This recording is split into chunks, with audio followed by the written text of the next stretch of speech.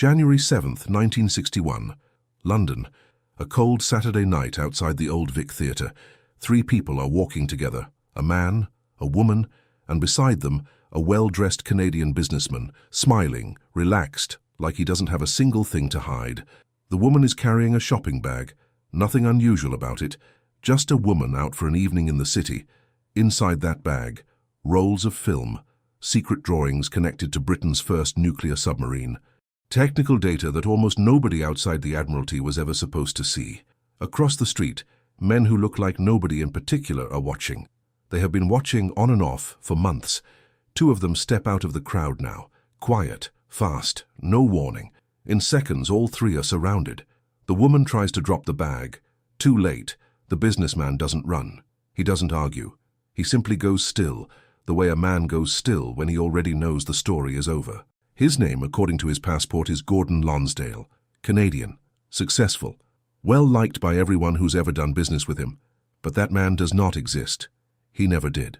The real Gordon Lonsdale died as a teenager, thousands of miles from here, and somebody else has been wearing his name, his birthplace, his whole invented childhood for 7 years. Tonight, London is finally about to find out who. To understand how a stranger could steal a dead boy's identity and build an entire life on top of it, you have to go back much further. Back before the jukeboxes and the sports car and the friends who liked him so much. Back to Moscow, 1922. A boy named Konon Molody is born into a family of scientists. His father dies when Konon is still young. His mother raises him alone, and by all accounts, raises him well. As a teenager, something unusual happens. Konon is sent to live with relatives in the United States in California. For 6 years he grows up American. He goes to school there. He learns to speak English the way an American speaks it.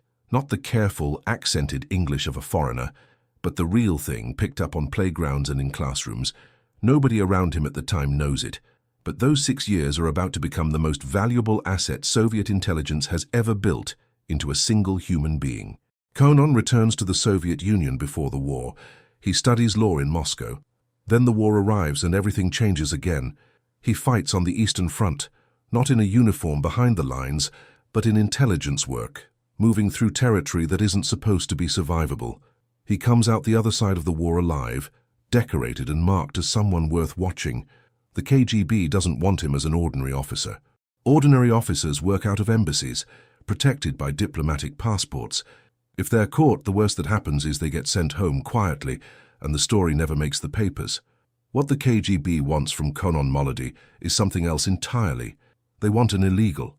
An illegal lives completely undercover, sometimes for years, sometimes for an entire lifetime, with no diplomatic protection at all. No badge, no embassy to run to. If an illegal is caught, there is no safety net. There is only the cover story and whether it holds. To become one, Konon Molody has to disappear. Completely. The training takes years. He learns to think in a second language until it stops feeling like translation. He learns the small, invisible habits that separate a real Canadian from someone pretending to be one. The way a real Canadian holds a fork, orders a coffee, laughs at a joke half a second before the punchline lands. He memorizes a childhood that was never his, a hometown he's never seen, a mother and father who exist only on paper. Soviet intelligence finds him a new identity, a Canadian boy named Gordon Arnold Lonsdale, born in the mining town of Cobalt, Ontario, in 1924. The real boy had moved to Finland as a child with his mother, and is believed to have died there sometime during the war. A dead boy's name. A blank page nobody left behind to contradict it. The perfect cover. Konon Molody becomes Gordon Lonsdale. And in 1954, Lonsdale arrives in London. He doesn't slip quietly into the shadows. He does the opposite of what you'd expect from a spy. He enrolls at London University, sitting in lecture halls alongside students half his real age, polishing the last rough edges off an accent that's already nearly flawless. He starts a business, selling jukeboxes and bubble-gum vending machines, and within a few years, that business is genuinely making money. Real money. He drives good cars. He has an eye for beautiful women, and a reputation in certain circles as quite the charmer. He's generous at dinner parties, quick with a joke, exactly the kind of confident, self-made Canadian businessman that nobody in London ever looks at twice. That's the entire point. The better his life looks from the outside, the less anyone thinks to ask what's underneath it. But a double life like this one never fully switches off. At a dinner party, someone asks him an offhand question about growing up in Ontario winters, a detail he's rehearsed 100 times, and for half a second, just half a second, he has to reach for the answer instead of simply knowing it. Nobody at the table notices. Nobody ever does. But he notices. Every night, before he sleeps, some part of him has to remember which man he was that day and which man he has to be again tomorrow. Behind the business meetings and the champagne, Lonsdale is quietly building and running one of the most damaging Soviet spy networks Britain has ever faced. His most important source works at a secret Royal Navy facility in Portland, Dorset, a place where Britain develops and tests underwater weapons technology. Some of the most sensitive naval secrets in the country pass through those buildings every single day.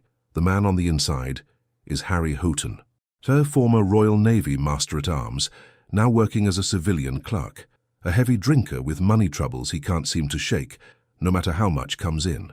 Years earlier, while working overseas as a clerk to the British naval attaché in Warsaw, Houghton had gotten involved in black market currency deals on the side, the kind of small corruption that makes a man easy to approach.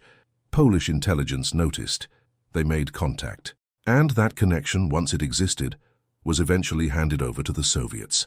By the time Houghton is back in England working at Portland, he's already compromised and already willing. The base itself sits behind fences and guardhouses on a stretch of Dorset coastline, a place where Britain quietly develops the technology meant to detect enemy submarines before they can strike. Inside its buildings, engineers and scientists work on some of the most closely guarded projects in the country. To almost everyone in the village nearby, it's simply where the neighbors go to work each morning. To Moscow, it's one of the most valuable single targets in Western Europe. Houghton's drinking never really stops. Neither do his money troubles, until suddenly they do, and nobody around him quite understands why. He starts spending more freely than a clerk's salary should ever allow, buying rounds at the pub, running up a lifestyle nobody questions closely enough, right up until his own ex-wife does. He isn't working alone. His mistress, Ethel G., also has access to the base's most sensitive paperwork, and over time she becomes just as involved as he is. Neither of them look the part.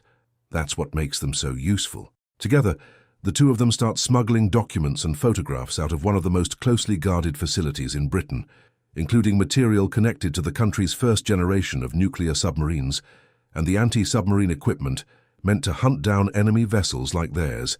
Every few weeks, like clockwork, Houghton and G take the train up to London, telling neighbours they're off to see a show. They meet a friendly, well-dressed Canadian at a quiet cafe near Waterloo, sometimes taking in a play at the Old Vic afterward, the perfect cover for two people who need a reason to be in the city together, again and again, without raising questions. Over tea, film canisters change hands in bags and folded newspapers, quick and practiced, barely a glance exchanged. Lonsdale always arrives early, always chooses the same corner table, always scans the street once before he sits down, a habit so smooth it looks like nothing more than a man enjoying the view. Houghton talks too much when he's nervous, and G has long since learned to nudge his foot under the table when he does. Then they go home to Dorset like nothing happened. That Canadian, of course, is Lonsdale, and Lonsdale isn't the end of the chain. From him, the secrets travel further still, out to a quiet, unremarkable suburb called Reslip, to a couple who sell rare books for a living. Peter and Helen Kroger, warm neighbours, the kind of people who wave when you pass their garden, who host the occasional dinner, who seem by every visible measure completely unremarkable. Their story, if anyone in Britain had known it in 1954, would have sounded almost impossible. Because Peter and Helen Kroger are not who they say they are, and this isn't even their first life as spies. Years earlier, in New York City, they were known as Morris and Lona Cohen, two young, idealistic Americans who fell in love with communism in the 1930s and never really fell out of it.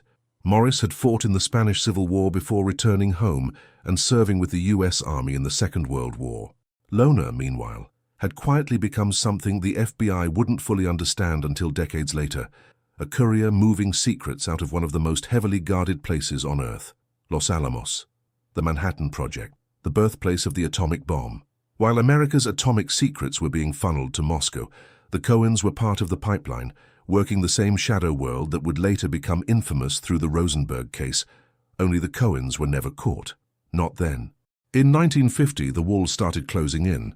Their associates, Julius and Ethel Rosenberg, were being arrested for espionage connected to the same atomic program, and the prosecution wanted the death penalty.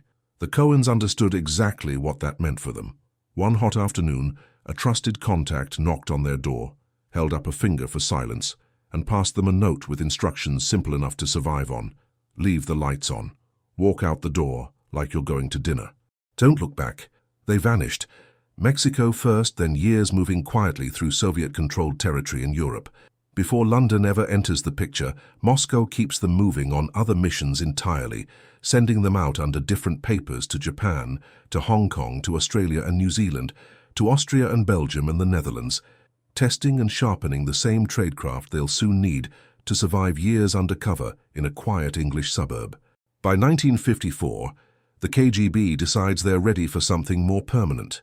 They finally settle in London with brand new names, a rare bookshop, and a hidden radio transmitter wired into the attic of their house, its antenna coiled where no roofer would ever think to look. Late at night, while their neighbors sleep, the Krogers sit in that attic and tap out coded messages to Moscow on a fixed schedule, the kind of quiet, patient work that never once looks suspicious from the street below. Nobody in Ruislip had any idea they were living next door to two of the most consequential Soviet spies of the entire Cold War. For years, this entire chain works with almost frightening precision.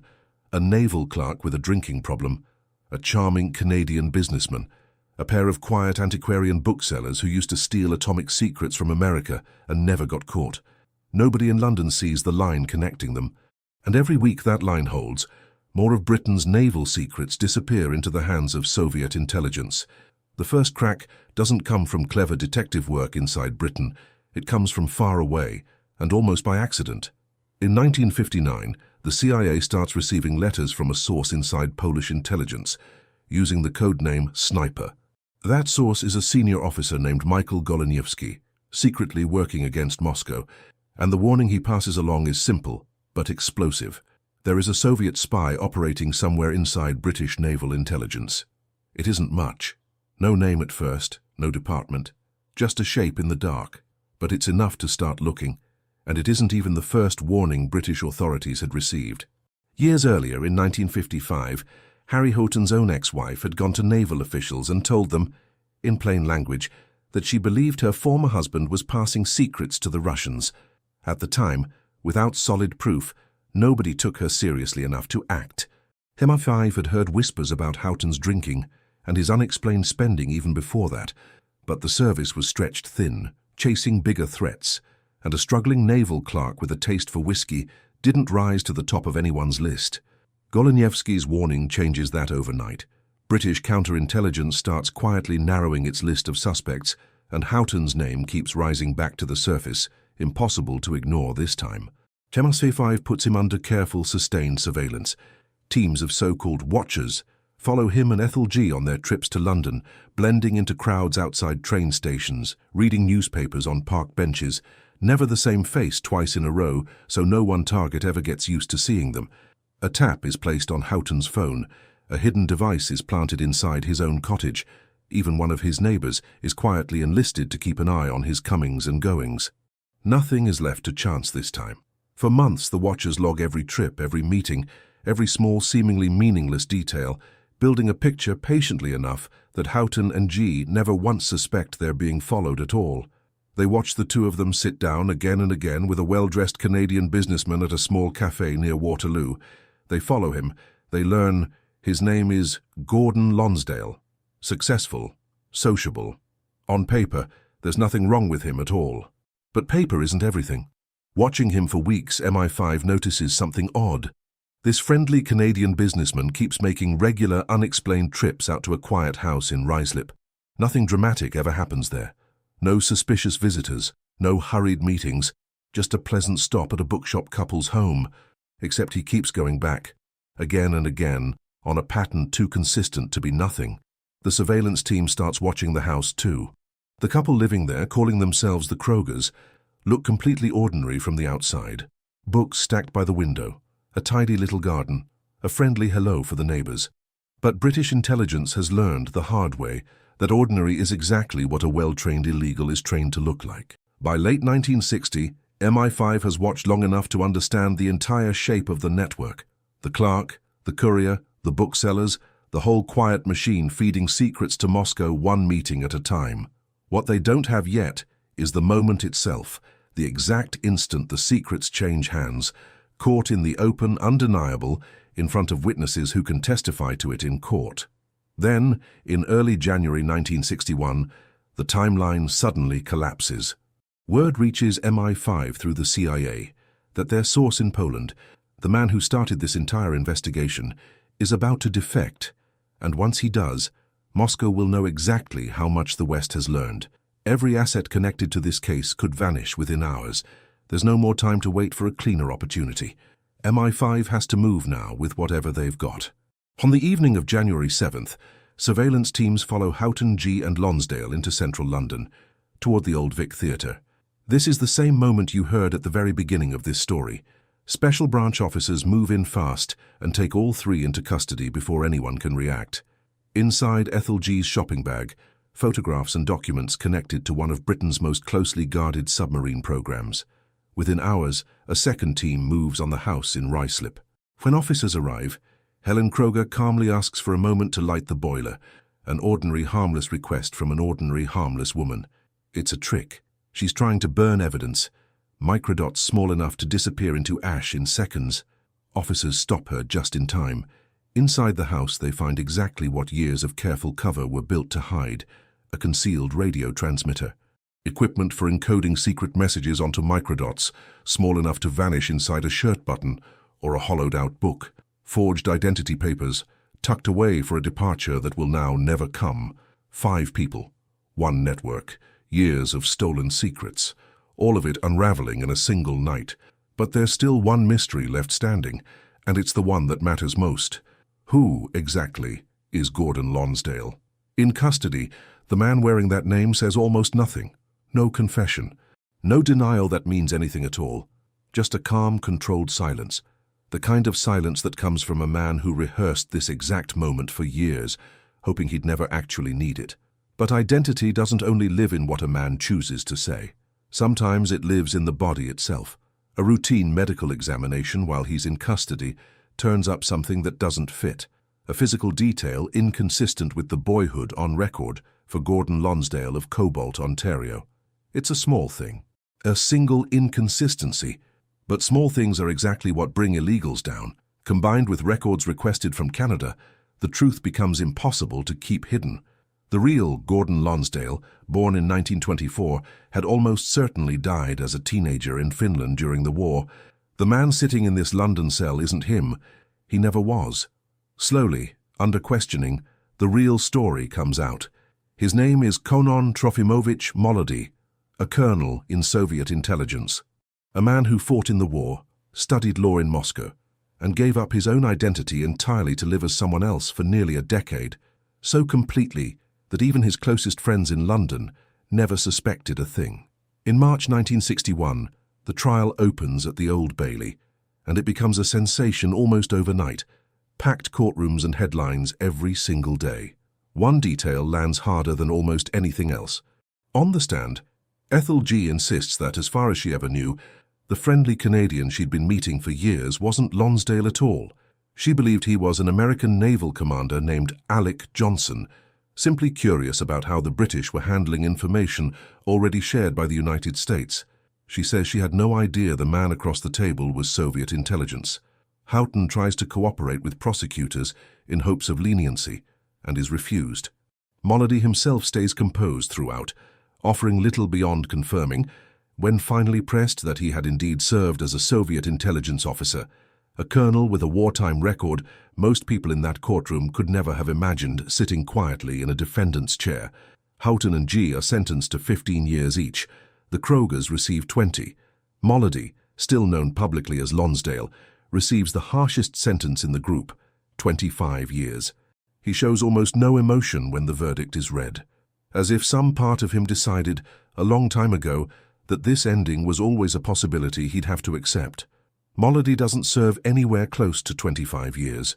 In 1964, on a bridge between East and West Berlin, he's exchanged for a British man caught spying inside the Soviet Union. Just like that, the man who spent almost a decade as Gordon Lonsdale walks back into Russia as Konon Molody once again, welcomed home as a hero of Soviet intelligence, decorated for a mission most agents could never have survived. But going home isn't the ending it should have been. The life he built in London, the business, the friends, the freedom to move through the world exactly as he pleased, all of it is gone. What's waiting for him instead is a quiet desk job and a country that, in some strange way, feels more foreign to him now than Britain ever did.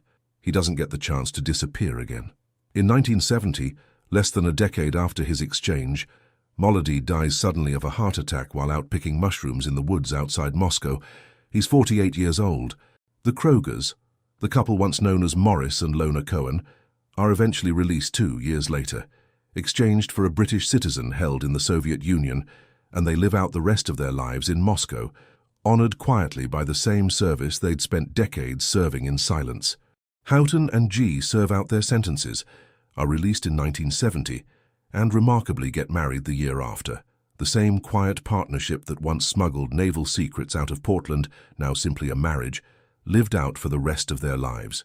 British intelligence would later call this one of the most significant counter-espionage successes of the entire post-war era, not just for what it uncovered, but for what it exposed about how much easier a determined illegal could hide in plain sight than anyone in London had wanted to believe. Vetting procedures tightened. Suspicion of quiet, unremarkable neighbors never quite went away again. For 7 years, a man from Moscow lived an entire life that was never his. A thriving business. A wide circle of friends who genuinely liked him. A reputation built brick by brick, none of it real and none of them ever knowing it. Some covers get discovered because of a mistake in tradecraft, a dropped signal, a careless meeting. His was undone by the biography of a boy who had already been dead for years, a detail nobody thought to check until it was already too late to matter. Every person in this story, the drunken naval clerk, the quiet couple in the suburbs, the charming businessman everyone loved, believed their own cover would hold forever. For years it did, right up until a single overlooked thread was pulled and the whole thing came apart in one January night. If this is your first time here, this channel exists for stories exactly like this one, real Cold War secrets most people have never heard, told the way they actually happened. Subscribe if you want the next one. And if you were listening tonight, drop a comment and tell us what part of the world this story reached you from. Some secrets crossed borders once. Now stories do.